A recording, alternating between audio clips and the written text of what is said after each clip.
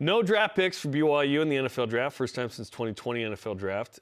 3 players signed undrafted free agent deals. 4 received minicamp invites. Mark Collins signed a free agent deal with the Winnipeg Blue Bombers of the Canadian Football League. Were you surprised that no BYU players were drafted? Yes, this is disappointing. Yeah. Yeah, Kalani Sitake told us as much in St. George. He said he expected multiple draft picks, at least one. Yep. And so he thought that it was strange that coming off an 11-win season, this team, the defense and Tyler Batty and the offensive line and Caleb Etienne, he felt they deserved and did enough to get drafted. So, yeah, I could sense there was some disappointment, which I feel too. You know, how does an 11-win team not have any draft picks? Maybe that's a credit to the coaches and just the team being the team. It totally is. They maximize their talent, Spence. Yet, it is disappointing because part of the deal is to produce draft picks. You can't just ignore that. It is disappointing that BYU did not produce a single draft pick. It is. I mean, while I like the fit for Tyler Batty, Minnesota's in need of a bunch of edge rushers. It's a good fit for him. Jacob Robinson, the 49ers are very high on. Spoke with his family.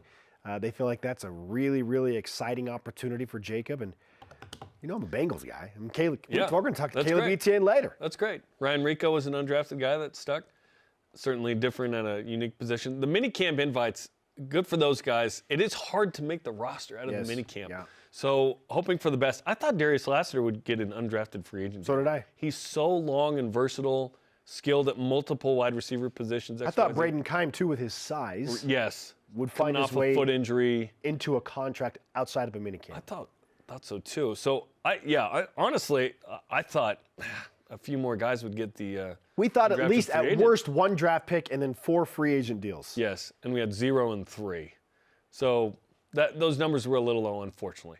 So what are you going to do about it at this point? Just got to get in camp, work hard, see what you can do, and just remember, a guy like Taysom Hill was undrafted free agent when the Packers got cut.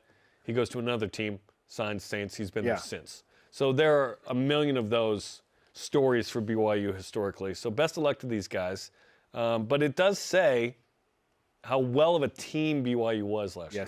Yes. That they maximized the talent, that the coaching was good, that they worked as cohesive units, that they were offense, defense, and special teams together. They frankly overachieved given the senior talent on the team. So that's what we learned. And you look at who BYU played in the draft that got drafted, and BYU did well. Like, there were teams that had more picks than BYU, and BYU beat a bunch of those teams. So BYU, and we'll see. And also, we can't collectively put a final stamp on this 2024 11-2 team until all those players are cycled through. Yes. All of those players are cycled through. Then we go, well, look at the young, like we've talked about with 2018 and 19. Yeah. In 2020, 21's draft, we go, well, look, they were young in 18 and 19, and then they got drafted later. Well, think about it. Chase Roberts, Jack Kelly, Isaiah Glasker at the top of the list. We believe that at least one of those guys is going to get drafted, if not multiple. Yeah. Like, what do those seasons produce? Or what does this season produce for them as they push into next year? And the next couple years. They were all on this great like team. Like maybe in 3 drafts ago, dude, Cialia Sarah became a 3rd rounder or whatever. Yes. We'll see in the next couple years. Yeah. Okay. Oh, by the way, we should mention, and Utah fans gave me a lot of don't tell Utah about this. Caleb Lohner gets drafted in the 7th round by the Broncos. He's the 4th BYU men's basketball player to be drafted into the NFL. What? Gifford Nielsen was the first, played basketball at BYU, drafted. You have Bronson Kafusi. Yep. You have Jordan Cameron, who goes to USC. Yes. Is a tight end. Yes. Pro Bowl with the Browns. No, Caleb Lohner. Caleb. And Corbin didn't get drafted. Correct. But he did play basketball at BYU and played in the NFL.